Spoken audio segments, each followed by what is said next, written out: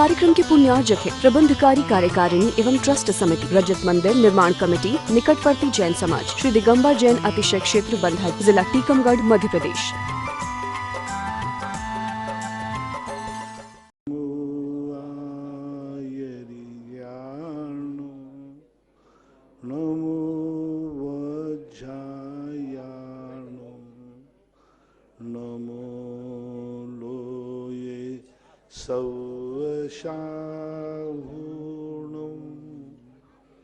पंच परमेष्टि भगवान की जय हो।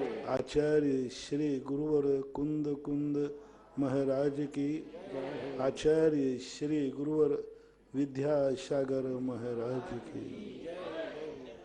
परम पूज्य निरापक मुनि श्री सुधा सागर जी महाराज की जय। आचार्य संघ की। चंद्रोदय तीर्थ क्षेत्र चांदखेड़ी की सरजमी से आज जिज्ञासा समाधान गर्भ कल्याण का उत्तरार्ध रूप पर सर्वप्रथम बसंती साय भीलवाड़ा से नमोस्तु गुरुवर। लोक सात ऊर्ध्वलोक 7 राजू ऊंचा है और अधोलोक 7 राजू। मध्यलोक को किस में लेंगे? मध्यलोक कोई चीज नहीं होती। ऊर्ध्व और अधो के भेद जब करते हैं तो मध्य एक रेखा बन के रह जाता है, लेकिन ऊर्ध्वलोक में जो है, ऊर्ध्वलोक में से कम किया गया है 1,00,000 योजन। 1,00,000 योजन प्रमाण ऊर्ध्वलोक में से कम करके मध्यलोक का स्थान माना जाता है। यानी मेरु सुदर्शन जो मेरु है उसकी ऊंचाई 1,00,000 योजन है और 1,00,000 योजन प्रमाण मृत्यलोक माना जाता है, ऐसा मानना चाहिए। इंजीनियर पंकजन पाटनी बारा से नमोस्तु भगवान। तप मुनियों के लिए होता है या श्रावकों के लिए? भैयावृत्ति अलग चीज है, वो भैयावृत्ति तप अलग चीज है। ग्रस्त को भैयावृत्ति दान की कोटि में आ जाता है। औषधि दान, अभय दान, आहार दान। ग्रस्त जो है वो तप का रूप धारण नहीं कर पाता, क्योंकि तप में इच्छाओं का निरोध होता है और ग्रस्त की जो इच्छा होती है वो इच्छाओं से रहित नहीं होती। उसके मन में कोई ना कोई इच्छाएं बनी रहती है। तो ग्रस्त उसी भैयावृत्ति को करता है तो वो दान की कोटि में आता है, और वही साधु जब भैयावृत्ति करता है तो वह तप की कोटि में आता है, क्योंकि साधु जब भी किसी के लिए कुछ भी करेगा वह निरपेक्ष होगा। उसके बदले में वो कुछ नहीं चाहेगा, उसके अंदर कोई इच्छाएं नहीं होती, ऐसा मानना है। महेंद्र जैन पत्रकार इंदौर से नमोस्तु गुरुवर। धर्म करते समय कर्म की परीक्षा होना हमारा धर्म के प्रति श्रद्धान माने या लोगों की वात्सल्य माने? कि जो कर्म आते हैं ना, तो किस कारण से आते हैं? कर्म के आने का कारण राग द्वेष है। राग और द्वेष का साय जो हमारे अंदर चलती है, कर्म का आश्रय उन्हीं के माध्यम से होता है। यही मुख्य कारण है। रत्तो बंधदिकम मुंचदि जीवो विराग संपन्नो ऐसो जुणो विदेशो तम्मा कम्मेशु महाराज। कि राग और द्वेष ही कर्म बंध के कारण है। यदि इनको विराम कर दिया जाए तो बंधन अपने आप रुक जाएगा। निरपराधी बंधन से मुक्त रहता है, जो अपराधी होता है उसी को बंधन होता है। विजय जैन मुंबई से नमोस्तु भगवान। क्या निर्जरा की विभिन्न क्रियाओं को अपनाकर हम अपने रोग, दोष और दूषित वातावरण के प्रभाव को कम या खत्म कर सकते हैं? कर्मों की निर्जरा करने के बाद उस संबंधी जो तुम्हारे लिए फल मिलता वो नहीं मिलेगा। बाकी आगे यदि तुमने कर्म बंद करोगे तो फिर पुरानी निर्जरा तो तुमने कर दी, गज स्नानवत। ग्रस्त जो है, जैसे हाथी समुद्र में जाता है, तालाब में जाता है, वो पूरे उसको साफ कर ले शरीर को, लेकिन जैसे ही वो किनारे पे आता है तो अपने शरीर से मिट्टी डाल लेता है। आचार्यों ने गृहस्थों की निर्जरा गज स्नान के समान गई। थोड़ा मंदिर में जाता है, साधु संतों की संगति में जाता है तो पापों को छोड़कर धर्मात्मा बन जाता है, लेकिन जैसे ही मंदिर से बाहर जाता है फिर पुनः वही राग द्वेष कसाएं करके हाथी के समान वो कीचड़ डाल देता है। इसलिए गृहस्थों के जो धर्म हैं, गृहस्थों की जो धर्म की क्रियाएं हैं, वो हाथी के स्नान के समान कही गई। पूज्य पुराण सागर से निवेदन है कि अपनी जिज्ञासा रखने की महती कृपा करें। नमोस्तु महाराज श्री, नमोस्तु महाराज श्री, नमोस्तु महाराज श्री। आपने आज सुबह प्रवचन में बताया था कि माता को 16 सपना आते हैं तो प्रकृति रूप बनाती है शेर का, जो भी सपने दिखते हैं तो प्रकृति किस रूप में रहती है और कहाँ रहती है? जिज्ञासा का समाधान। प्रकृति अपने आप चमत्कृत हो जाती है, यही तो आश्चर्य है, इसलिए तो अतिशय बोलते हैं। प्रकृति अपना रूप ऐसा विचित्र बना लेती है कि वो शेर का रूप उसको स्वप्न में दिखने लग जाता है। और यही पुण्य की प्रकृति, उस माता की पुण्य की प्रकृति, तीर्थंकर के पुण्य की प्रकृति के कारण से ऐसे आश्चर्यजनक घटना घट जाती है। कल्प वृक्ष देखो ना, पृथ्वी काय होते हैं। अब पृथ्वी काय होने पर उनके सामने से भोजन कहाँ से मिल जाता है, वस्त्र कहाँ से मिल जाते हैं? वो तो पृथ्वी है, जड़ है। जैसे कल्प वृक्ष पृथ्वी होने के बावजूद भी सामने वाले की इच्छाओं को समझ करके इच्छानुकूल वस्तुओं को उपलब्ध करा देते हैं, ऐसा ही ये प्रकृति पुण्य के प्रताप से तद्रूप परिणति कर लेती है। हमें पूज्य मुनि श्री और महाराज श्री, प्रकृति से पूरी पृथ्वी स्वर्ण में हो जाती है और महाराज जी से मुनि राय में कोल था सफेद, उनकी प्रकृति, उनका पूरा शरीर भी स्वर्णमय हो गया था। तो वो भी प्रकृति, कौन सी प्रकृति से? कुछ देवताओं ने नहीं कर दिया, उनकी भी पुण्य प्रकृति होती है। जब पुण्य हमें दुखी कर सकता है तो कर्म हमें दुखी भी कर सकता है। पुण्य जब हमें दुखी देता है तो सुख भी दे सकता है। जब अशुभ कर्म का उदय आता है तो दुख होता है, तो उससे हमें जब पुण्य कर्म का उदय आ जाए तो सुख हो सकता है। कर्म में ये योग्यता होती है कि वह जीव के परिणामों को देख करके ये प्रकृति पुण्य और पाप के तबले पर नाचती है।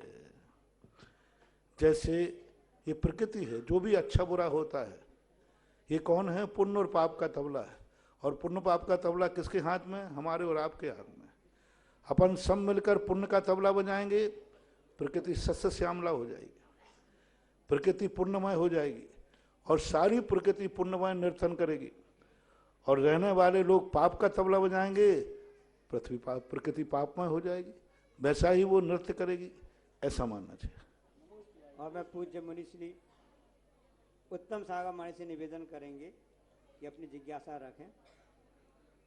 नमोस्तु भगवान, नमोस्तु नमोस्तु भगवान। श्रेणी में जो धर्म ध्यान होता है वह कौन सा धर्म ध्यान है? और चारों गतियों के जीवों में जो धर्म ध्यान होता है उनमें और मुनियों के धर्म ध्यान में क्या अंतर है? कृपया। धर्म ध्यान एक चिंतन रूप होता है, एक लक्ष्य रूप होता है और एक तद्रूप होता है। एक व्यक्ति लक्ष्य बना करके ध्यान रखता है कि मुझे वहाँ तक जाना है, और व्यक्ति वहाँ पहुँचने के बाद ध्यान करता है, आनंद की अनुभूति करता है। श्रेणी में जो धर्म ध्यान होता है वह धर्म ध्यान अपने आप में उस लक्ष्य के तद्रूप होने का प्रयास करता है, जैसा वो है वैसा होने का प्रयास करता है। और श्रेणी के पहले तद्रूप तो नहीं होता, वैसा होने का वो लक्ष्य बनाता है। इसलिए धर्म ध्यान के दो रूप, एक प्रवृत्ति परक और निर्वृत्ति परक। पूज्यवर जयसेन स्वामी ने सविकल्प स्वसंवेदन कहा। तो जब सविकल्प स्वसंवेदन होता है वो चिंतन परक होता है। कभी किसी वस्तु का हम ध्यान करते हैं तो ध्यान करते करते उसी में ऐसे लीन हो जाते हैं जैसे मैं वैसा ही हो गया हूँ, मेरी दशा वैसी ही हो गई है। तो ऐसा मानना चाहिए। नरक त्रियंची आदि गतियों में भी धर्म ध्यान बताया, उसमें और इसमें क्या? चिंतनात्मक है। सबके धर्म ध्यान अलग अलग हैं। उनका जो चिंतन है वो वेदना से भरा हुआ रहता है। वो उस वस्तु को, जिस वस्तु को प्राप्त नहीं कर पाए, जैसे कोई अच्छी वस्तु तुम्हारे हाथ में आए और तुम उसे न ले पाओ तो आपका उसे पश्चाताप होता है, ओहो मैं यह वस्तु ग्रहण नहीं कर पाया, ये भी धर्म है। नारकियों का जितना धर्म ध्यान होता है पश्चाताप रूप होता है, सारा पश्चाताप रूप होता है। और मनुष्य त्रियंशों का जो धर्म ध्यान होता है वो क्रिया रूप होता है, वो क्रिया में लाते हैं। जैसे सपोज कीजिए कि नारकी कोई है, वो पुरानी बातों को याद करके पश्चाताप करेगा, देखो मैंने ये खोटा काम किया था, आज मैं नरक में आ गया, चोखा नहीं किया। लेकिन मनुष्य त्रियंश क्या करेगा, गुरु की वाणी सुनकर के अपने आप को चोखा बनाने का प्रयास करेगा। तो श्रद्धा रूप, लक्ष्य रूप, पश्चाताप रूप धर्म ध्यान के अनेक अनेक भेद हैं। पूर्णायु रसशाला में 150 प्रकार की औषधि जो कि ब्रह्मचारी भैया और दीदियां और साथ में डॉक्टर पूजा के माध्यम से 150 प्रकार की जड़ी बूटियां शुद्ध तरीके से निर्मित की जाती हैं। उसी के कल जो है इतना बड़ा महोत्सव चल रहा है और इस पंच कल्याणक की जन्म कल्याणक की बेला में भगवान का जन्म कल्याणक होगा। उसमें 6 मास से 16 वर्ष तक के बच्चों का ये एक स्वर्ण प्रयासम बिंदु किया जाएगा, जो कि हमारे हाथ में आप देख रहे हैं। और इसकी विशेषता ये है कि अभी आप जो टीकाकरण देखते हैं वो 100 साल पुराने हैं, लेकिन स्वर्ण प्रयासम बिंदु ये 5000 वर्ष पुराना और सभी घरों में उपयोग किया जाता है। तो कल 6 मास से 16 साल तक के बच्चों का किया जाएगा। इसकी विशेषता ये है महाराज जी की इसमें शहद की कुछ भी मात्रा नहीं है, ये प्योर 3 दिन तक इसमें बच, शंख पुष्पी ये सब औषधियां डाल के 3 दिन तक उबालते हैं। उसके बाद स्वर्ण भस्म डाल के इसको 3 दिन तक इसको घोंटा जाता है, तब ये जाकर बनता है। और इसकी विशेषता है महाराज जी कि जो भी बच्चा इस टीकाकरण से जुड़ता है उसको उसका मानसिक शक्ति और साथ ही साथ रक्त, शारीरिक शक्ति और साथ ही साथ वो श्रुतधर, मतलब एक बार अगर देख ले तो उसको याद हो जाता है। तो इतना बहुत अच्छा आप जुड़िएगा और साथ ही साथ महाराज जी का इसमें आशीर्वाद भी चाहिए और साथ ही साथ मार्गदर्शन भी चाहिए। नमोस्तु स्वामी। यह जो आप लोग पोलियो की दवाई पिलाते हैं ना बच्चों को, पोलियो के इनमें से इसी प्रकार पूर्ण आयु ने जो एक ऐसा ड्रॉप तैयार किया जो छोटे बच्चों 6 माह से लेकर 16 वर्ष के बच्चों में कि जो अनेक बीमारियों से लड़ने की क्षमता देता है। अनेक प्रकार के जो बीमारियां आ जाती हैं उनको वो फाइटिंग कर सके, ऐसी ताकत देने वाला जो एक प्रकार का पोलियो को ड्रॉप सब जानते हैं, तो उसी प्रकार के ड्रॉप के रूप में पिलाने की बात है ना भाई। हाँ, तो ये कहाँ पर पिलाएंगे? स्कूल में, कैंप में, पंडाल ये पंडाल जो कैंप लगा है आज पंडाल के अंदर कैंप लगा हुआ है जी, वहाँ 6 माह से लेकर 16 वर्ष के बच्चे इसका पान करें और यह औषधि सबसे बड़ा आचार्य श्री का आशीर्वाद प्राप्त है। और जहाँ आचार्य श्री का आशीर्वाद है हमारा तो है ही, ऐसा मानो। और महाराज जी इसमें कोई भी साइड इफेक्ट नहीं है और बच्चों को कोई भी दिक्कत नहीं आएगी इसको लेने से। हाँ ठीक, बहुत अच्छा, देसी दवाई है, स्वर्ण भस्म, इससे तो बहुत अच्छा ही अच्छा होना। ठीक है। हमारे महाराज जी एक जिज्ञासा बचपन से ही मेरे मन में हमेशा रहती है, वो ये है कि महाराज जी वो स्वर्ग और नरक के बारे में है। जब जीते जी आदमी स्वर्ग या नरक में जा नहीं सकता और मरे बाद वो आके बता नहीं सकता, तो फिर स्वर्ग और नरक के बारे में किसने बताया महाराज जी? स्वर्ग नरक में जैसे अपराधी को फांसी की सजा दी जाती है तो वो जीते जी तो फांसी का दुख उठा नहीं पाया, अब मरने के बाद तो यूँ मान के चलो कि वो जो लौट के नहीं आ रहा है, इससे सिद्ध है कि वह व्यक्ति इसलिए लौट के नहीं आ रहा है क्योंकि आपको लौट के आके क्या करेगा। जो जेल चला गया नरक वो लौट नहीं सकता, और देवता कहता है कि लौट के क्यों जाऊं वहाँ, जब अच्छा स्थान मिल गया है तो उसको कौन याद करे, क्योंकि वहां जाने के बाद लोगों के मन में इतने संबंधी दिख जाते हैं अवध ज्ञान में कि वो कहते हैं अरे ये तो संसार का स्वरूप है। जब किसी को स्वभाव पता चल जाता है, किसी से कहा जाए कि बाहर अभी हेलीकॉप्टर उतरा है तो सब दौड़ पड़ेंगे, लेकिन जिनके घर के सामने ही हेलीपैड है, प्रतिदिन उतरता देखते हैं, फिर वो क्या करेंगे, अरे वो तो मैं प्रतिदिन देखता हूँ, उनको आश्चर्य नहीं होता।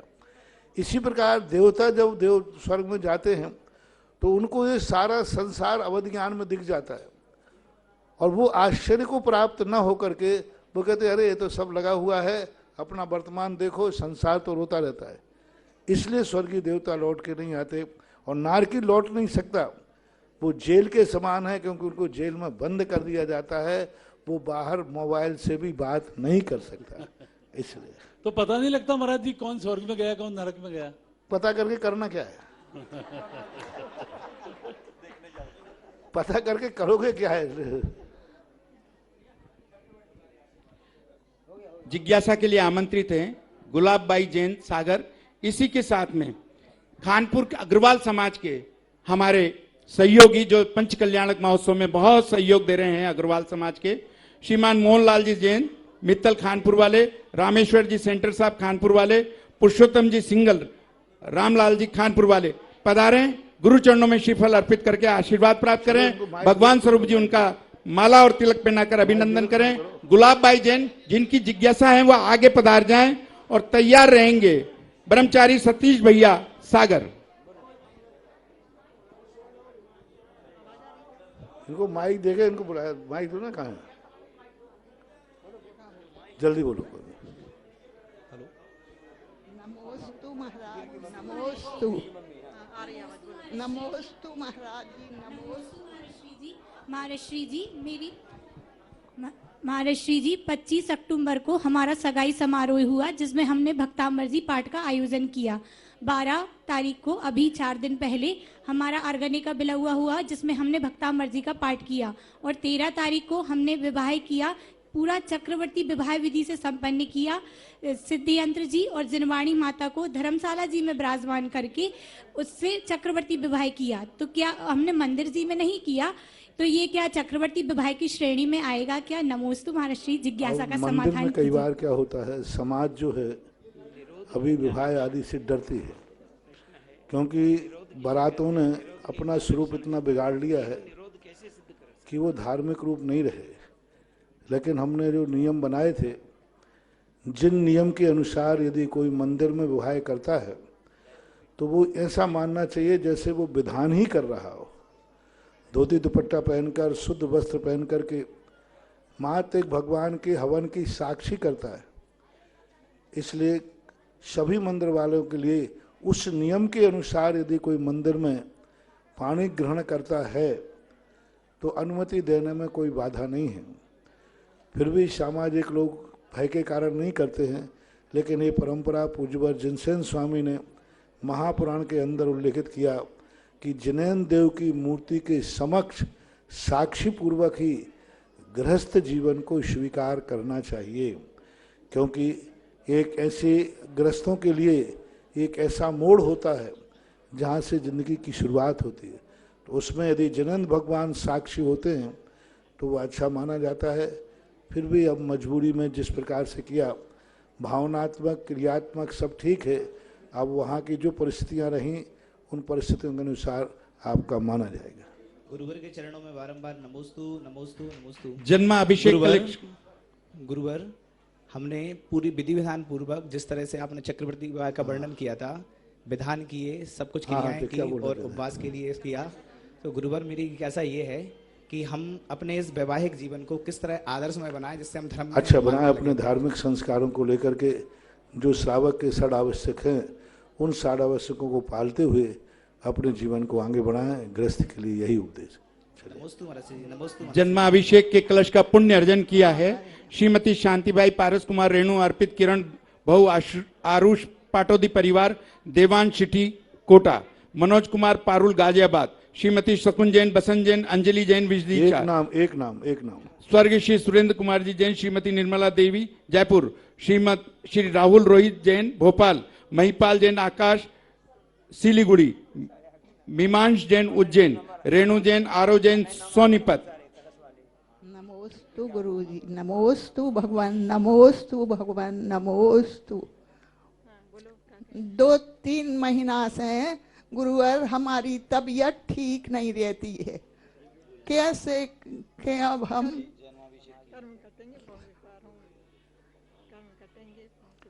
अपने अंदर के परिणाम, शरीर जो है अपनी एक मर्यादा रखता है, शरीर धीरे धीरे क्षीण होता है, तो हमेशा शरीर को क्षीण हो जाए तो हो जाए, अपने आत्मा और मन को क्षीण नहीं करना। और आत्मा कभी क्षीण नहीं होती है, जैसे कपड़ा फटता है आप लोग बदल देते हैं, प्रकृति भी यह शरीर रूपी वस्त्र जब उपयोगी में नहीं रहता तो आत्मा इस शरीर से छोड़ करके नया शरीर ग्रहण कर लेते हैं। इसलिए हमारे लिए विकल्प नहीं आना चाहिए, ऐसी ही खुशी होना चाहिए जैसे आपका फटा हुआ कपड़ा आप उतार के कैसे फेंक देते हैं और नया कपड़ा मिलता है कितनी खुशी से ग्रहण करते हैं। इसी प्रकार पुराना कपड़ा होने पर इसके छोड़ने के लिए अपना मोह भाव न रख करके ये सोचना चाहिए यह शरीर हमारे आत्मा के कार्यों को करने में सक्षम नहीं रहा, इसकी प्रकृति कहती है इस शरीर को छोड़ो और नया ग्रहण करो। ऐसा मान करके समझ करके अपनी आत्मा को उत्साहित बनाओ, जागृत बनाओ। शरीर के क्षीण हो जाए तो हो जाए, अपने मन और आत्मा और अपनी संकल्प शक्ति को क्षीण नहीं होने देना, यही वृद्ध अवस्था का सबसे बड़ा पुरुषार्थ है।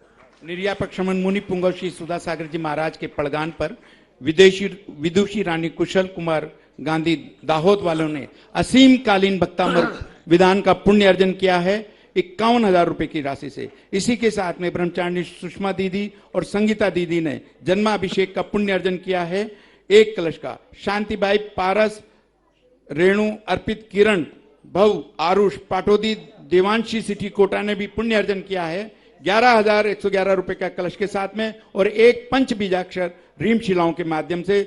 आमंत्रित हैं ब्रह्मचारी सतीश भैया और तैयार रहेंगे गंजा जैन अशोकनगर। नमोस्तु महाराज जी, नमोस्तु महाराज जी। 10 धर्मों में एक तप धर्म आता है और एक संयम धर्म आता है। अभी आपने बताया इच्छा निरोधाय तपः, तो ये तो ठीक है, लेकिन जब मान लो 10 जोड़ी कपड़े पहनने की इच्छा है और हम उसको 5 पर रोक देते हैं कि हम 5 से ज्यादा नियम ले लिया, तो ये संयम कहलाता है। जबकि इच्छा निरोध का हमने इसमें किया, तो कहाँ से तप? ऐसी कई इच्छाएं होती हैं जो हम रो रखते हैं, वो संयम में आती हैं, तो तप क्या होगा और संयम क्या होगा? कोई ऐसा? संयम का अर्थ होता है अपने आप को सीमित करना, सीमित करना, और तप का अर्थ है अपने आप को रोक देना। दोनों में अंतर है। एक व्यक्ति कह रहा है कि मैं आज सीमित करता हूं, 2 रोटी खाऊंगा, ये हुआ संयम।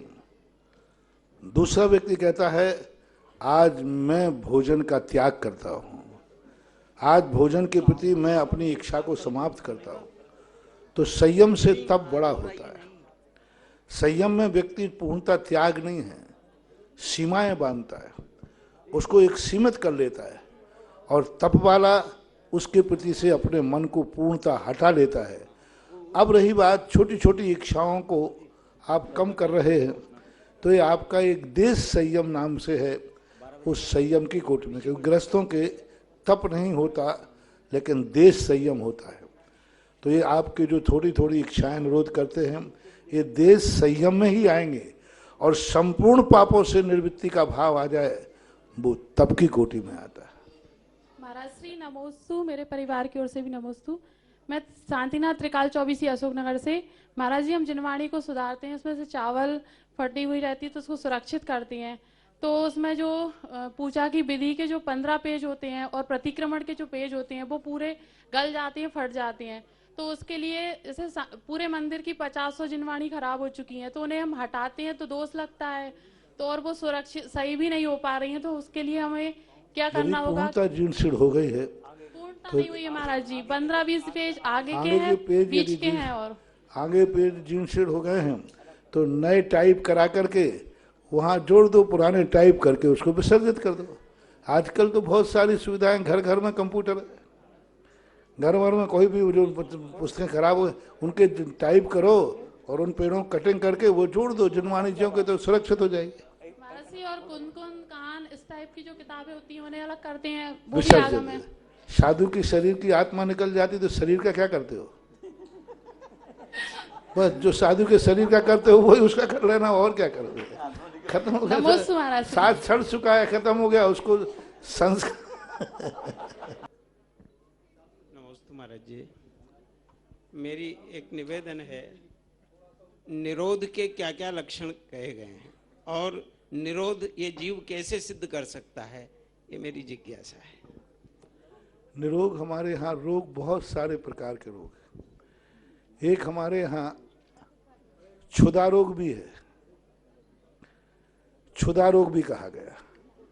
धार्मिक शास्त्रों में सबसे बड़ा महान रोग है क्षुधा रोग, जिसके निवारण के लिए हमारे आचार्यों ने दो रूप दिए। एक तो तपस्या का रूप दिया कि तपस्या के माध्यम से और क्षुधा की वेदना को सहन करो लेकिन संक्लेश नहीं करो। दूसरा रूप उन्हें दिया कि यदि क्षुधा सहन न हो तो ऐसी वस्तुओं से क्षुधा का निवारण करो जो दूसरों के लिए घातक ना हो, दूसरे की जिंदगी का विनाशक ना हो, यानी अभक्ष ना हो, असेब ना हो, मांसाहार आदि ना हो, शुद्ध फल फूलों से, शुद्ध अनाज से उसकी क्षुधा की तृप्ति करो। दूसरा एक रोग है काम रोग।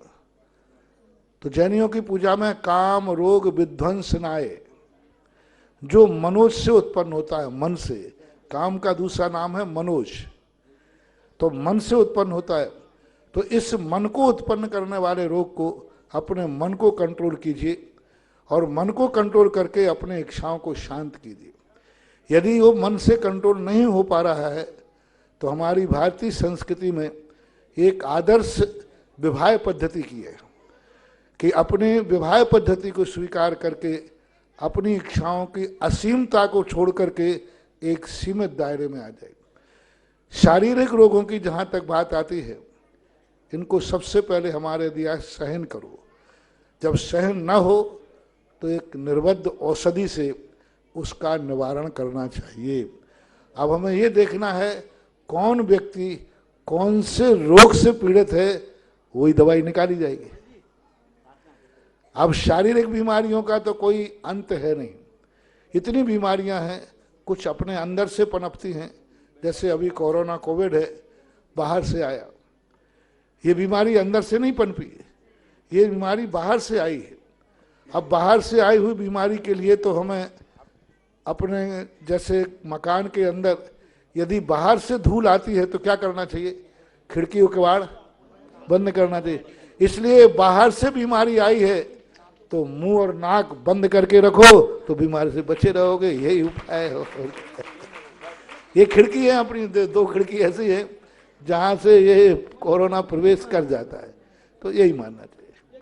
और निरोगी काया तो प्रथम सुख निरोगी काया, पहला सुख निरोगी काया तो कहा ही गई है, यानी सबसे बड़ा सुख तो है पहला सुख निरोगी काया, दूजा सुख पो घर में माया,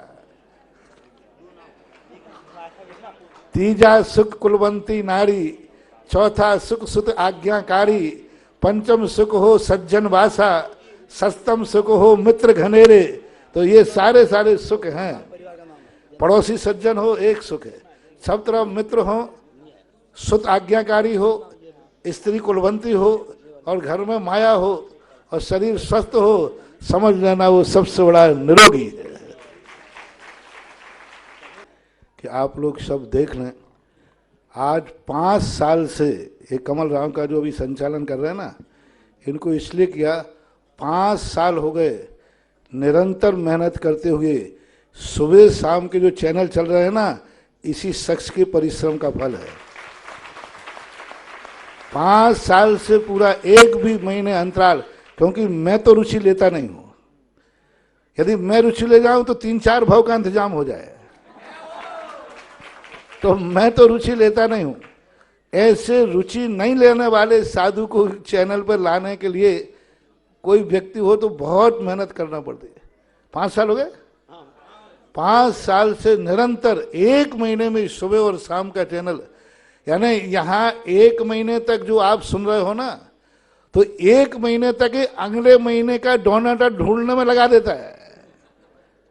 यानी यहाँ 1 महीना चालू हुआ नहीं और 5 साल से बहुत बड़ी मेहनत करके सारे दातारों से संपर्क करके और अगला महीना आपको दे पाता है।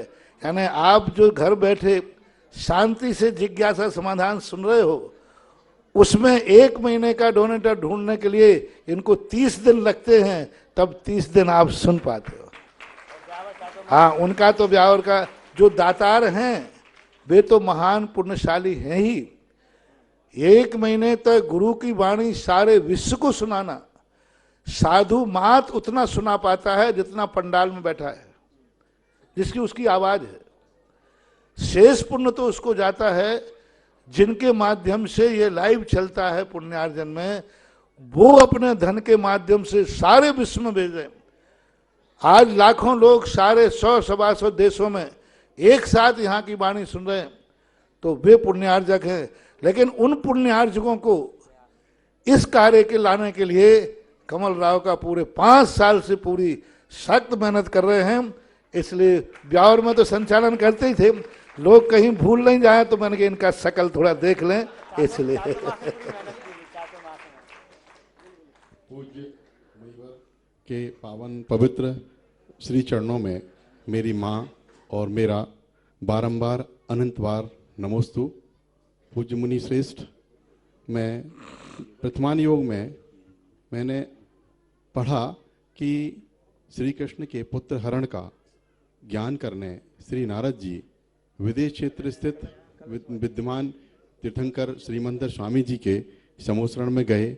ऐसे अनेक बार श्रीमंदर स्वामी का ही विवरण मिलता है, तो क्या वहाँ पश्चिम विदेह में और अन्यत्र जो तीर्थंकर विराजमान हैं उनका विवरण नहीं मिलता?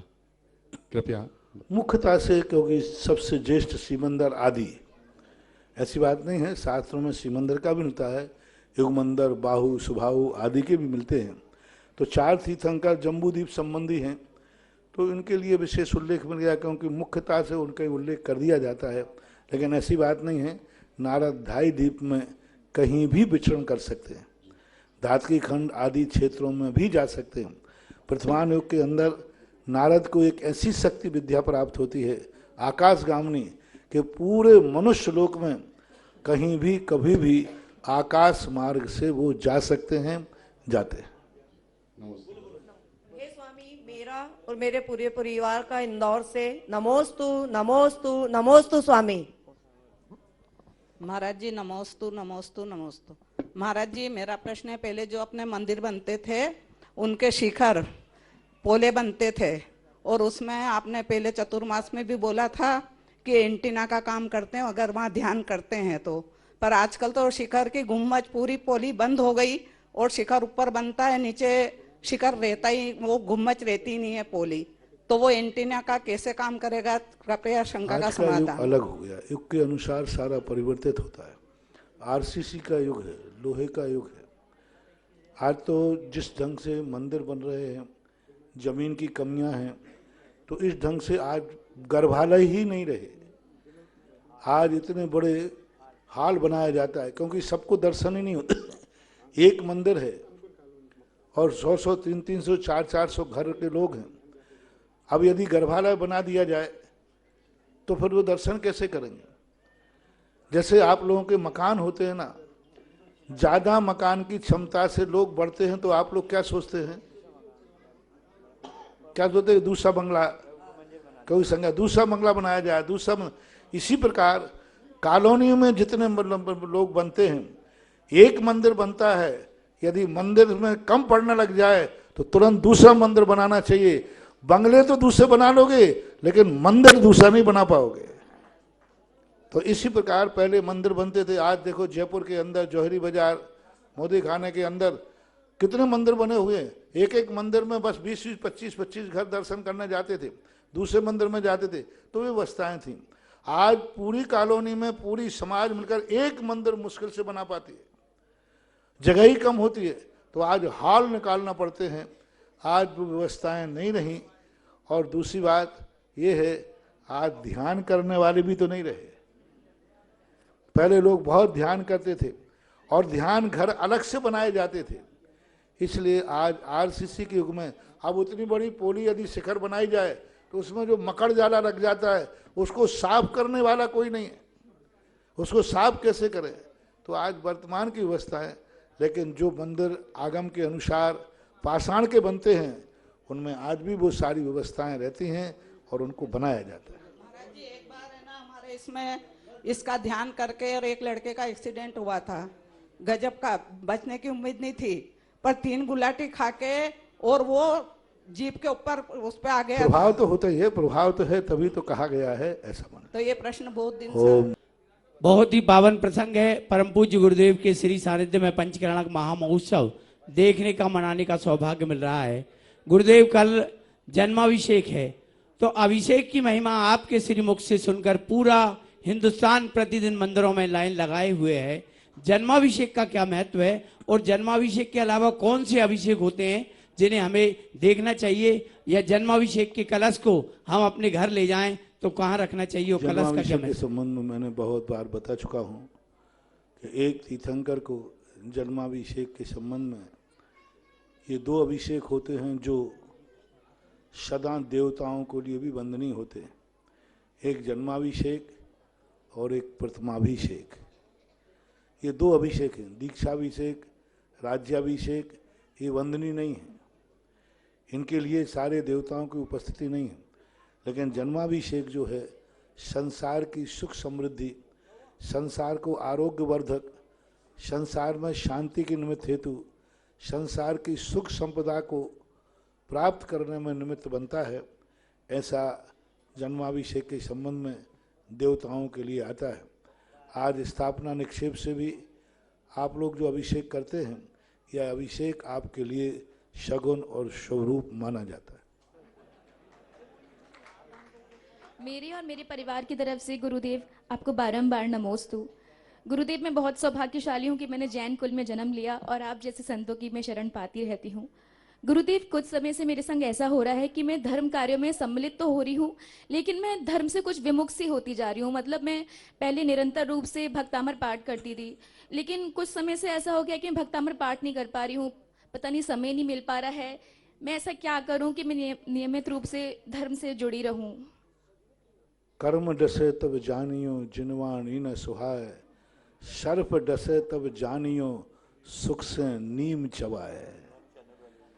हाँ, सांप जब काट लेता है तो नीम भी मीठी लगती है, और कर्म जब काट लेता है तो जिनवानी भी फीकी लगती है।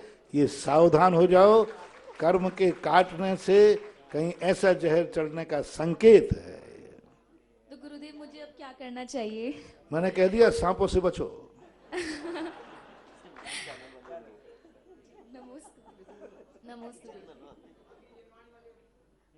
अगली जिज्ञासा सिद्धि जैन। गुरुदेव के चरणों में बारंबार नमोस्तु गुरुदेव। गुरुदेव, मेरी जिज्ञासा है कि अपने जीवन में अशुभ कर्म आते हैं तो उस समय हमें क्या करना चाहिए और इन अशुभ कर्मों से अपने मन को कैसे शांत रखना सबसे चाहिए? बड़े अशुभ कर्म आते हैं, कोई भी दुख आता है तो हमें ये सोचना चाहिए कि ये दुख हमने, ये पाप हमने किया है, उस अपराध के संबंध को एक्सेप्ट करना चाहिए। क्योंकि प्रकृति, कोई भी महाशक्ति कभी निरपराधी को दंड नहीं देती। आपकी न्यायालय में अन्याय हो सकता है, लेकिन इस संसार की न्यायालय में कभी अन्याय नहीं होता। जिस प्रकार का दुख आपके जीवन में आया है, वह दुख आपने जरूर किसी को दिया है, उस संबंधी दुख आपने जरूर कुछ ना कुछ गड़बड़ किया है। उसको स्वीकार करके और फिर जिस संबंध के कारण से वो दुख आता है, भविष्य में हम ऐसा कार्य नहीं करेंगे। सपोज कीजिए कोई गरीब बना है, तो वह विचार करे कि मैं गरीब क्यों बना, क्योंकि मैंने धन का कभी दुरुपयोग किया होगा, धन को किसी गलत कार्यों में लगाया होगा। उसका अभिशाप है कि आज हम गरीब हैं। अब हम नियम करते हैं कि भविष्य में कभी हम ऐसे धन का दुरुपयोग नहीं करेंगे, यही इसका उपाय है। हमारे यहाँ सबसे पहले प्रतिक्रमण, अपनी गलती को स्वीकार करो, उसके बाद प्रायश्चित, पश्चाताप करो, और भविष्य में नहीं करूँगा ऐसा प्रत्याख्यान करो, यही उपाय है। मेरे परम श्रद्धेय गुरुवर के चरणों में त्रय बार नमोस्तु नमोस्तु नमोस्तु। गुरुवर, मेरी शंका है कि जिनवानी के शास्त्र की जो मतलब परंपरा है, श्री अरविंद जी कोठारी और श्रीमती महावीर जी कोठारी, श्रीमती सीमा देवी कैलाश चंद जी जैन, 1 मिनट, और श्री महावीर जी शारदा कोठारी कोटा। हाँ, जिज्ञासा समाज। जन्म कल्याणक के समय जो रत्नों की वर्षा होती है वो क्या वास्तविक होते हैं? वास्तविक ही होते हैं। आज के समय जो बरसाते, इनकी नहीं कह रहा हूँ।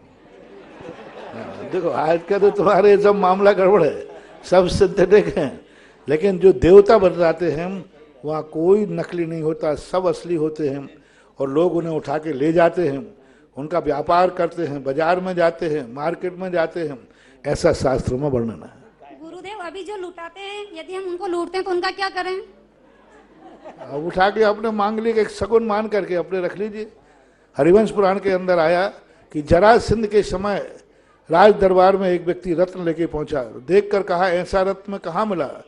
तो बोले नेमिनाथ भगवान का वहाँ जन्म हुआ था, शौरीपुर बटेश्वर में। उस समय देवताओं ने रत्नों की वृष्टि की थी, वहाँ का ये रत्न है।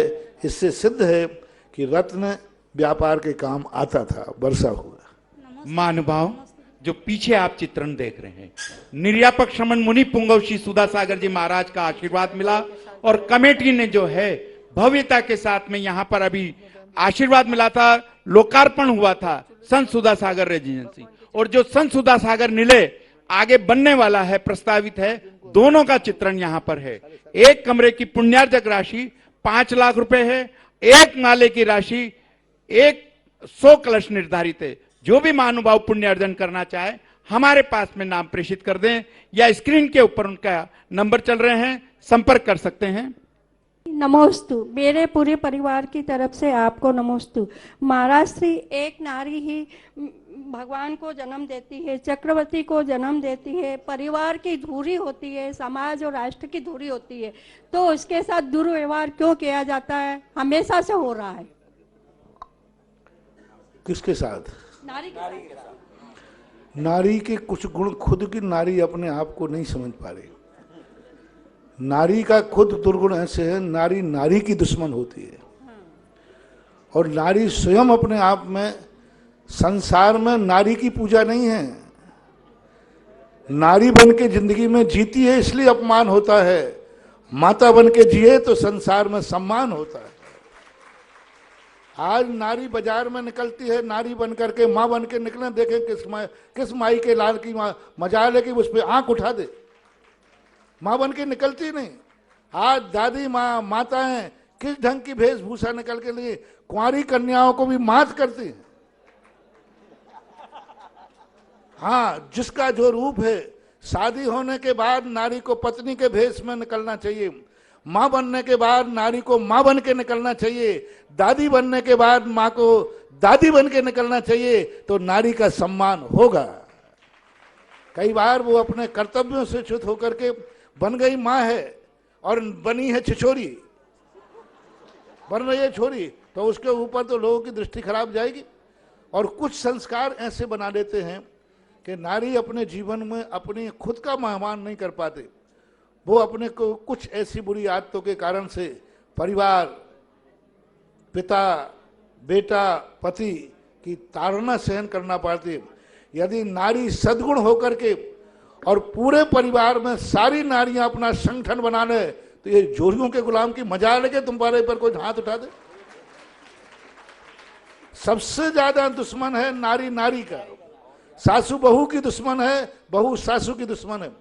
यदि घर में दूसरी कन्या पैदा होती है तो सबसे पहले मन किसका बिगड़ता है? पुरुष का कि नारी का? नारी का। सबसे ज्यादा नारी का अपमान नारी करती है। नारी जाति यदि संगठित हो जाए तो ना घर में उसका अत्याचार होगा, ना बाजार में अत्याचार होगा, ना संसार में होगा, क्योंकि नारी जहां पर रहती है वहां तो देवताओं का वास होता है। नारी का सम्मान जहां होता है वहां देवता वास करते हैं। लेकिन नारी सम्मानी हो ना तब ना।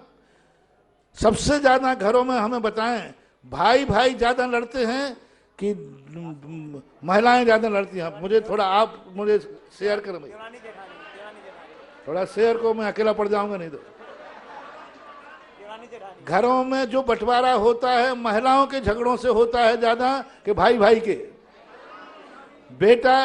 बेटा और पिता के झगड़ों से बंटवारा होता है कि सासू और बहू के। थोड़ा जोर से बोलते जाना, आप लोग भी बोलते जाओ। रिपीट करता हूं, परिवार में जो बंटवारे होते हैं वे सास बहू के झगड़े से होते हैं कि बेटा और पिता के। हाँ, बहुत। घरों में जो झगड़े होते हैं वो जेठानी देवरानी के झगड़े से होते हैं कि भाई भाई के झगड़े से। आपके प्रश्न का जवाब मैंने पूरी जनता से दिलवा दिया, और क्या चाहते। और आपकी नारी जातियों ने भी ये कहा कि घरों में जो बंटवारे हो रहे हैं उनका मूल कारण नारी है, और जब नारी नारी की दुश्मन होगी तो आई एम सॉरी प्लीज, हम आपकी रक्षा नहीं कर पाएंगे। निर्यापक शमन महाराज जी,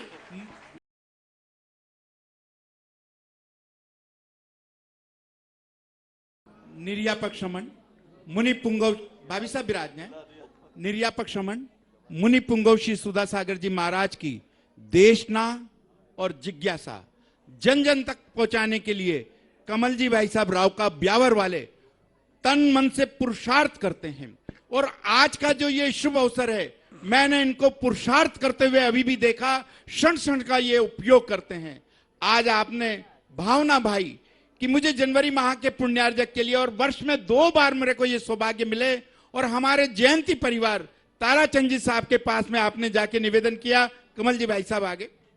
देखिए, जयंती परिवार बहुत महाराज जी के पूरा परिवार समर्पित है। इन्होंने कहा जब जब आपके पास कोई नहीं हो मेरा नाम आप पुण्यार्जक में लेना। ऐसे परिवार के लिए जोरदार तालियों से हम स्वागत करें बंधुओं। इस जनवरी माह में जयंती परिवार और लास्ट में दिसंबर में जयंती परिवार का हमारे को ये पुण्यार्जक सौभाग्य मिलेगा। और भी जिन्हें नाम लिखाने हो वो अपने नाम लिखा सकते हैं। और अगली जिज्ञासा, ये बहुत बड़ा दान है। निर्यापक शमन मुनि पुंगव श्री सुधा सागर जी महाराज ने कई बार कहा है, जिस तरह से हम शास्त्र दान देते हैं आधुनिक रूप में, ये एक बहुत बड़ा दान है महाराज जी के प्रवचनों को जन जन तक पहुंचाना। तो हमारे पास में ताराचंद जी बोलते कम है लेकिन सोचते ज्यादा है। लोगों ने कितनी बड़ी कलाकारी की। जनवरी और दिसंबर, first impression is last impression, यानी पूरा साल ले लिया, मतलब हो गया। एक बार जोरदार ताली बजाएं बंधुओं। देखिए महाराज जी, इस बारे में बंधुओं मैं आपको पहले भी कह देता हूं कि महाराज जी कुछ भी नहीं बोलते हैं। अगर महाराज जी का कोई हिंट हो जाए तो बंधुओं, हमारे करोड़ों लाखों भक्त जो इस दुनिया में हैं, उनका कर्तव्य है कि हम इन ऐसे गुरुदेव के हम पुण्यार्जक बने और उनकी वाणी को पूरे देशों में नहीं विदेशों में फैलाने का पुण्यार्जन अर्जन करें। ये बहुत बड़े सौभाग्य की बात है बंधुओं। जिज्ञासा समाधान में हमारे पास में बहुत सारे नाम हैं। हम सभी से क्षमा याचना करते हैं समय की उपयोगिता को देखते हुए, और बाहर आरती का भी पुण्य है। इस कार्यक्रम के पुण्यार्जक है प्रबंधकारी कार्यकारिणी एवं ट्रस्ट समिति, रजत मंदिर निर्माण कमेटी, निकटवर्ती जैन समाज, श्री दिगंबर जैन अतिशय क्षेत्र बंधर, जिला टीकमगढ़, मध्य प्रदेश।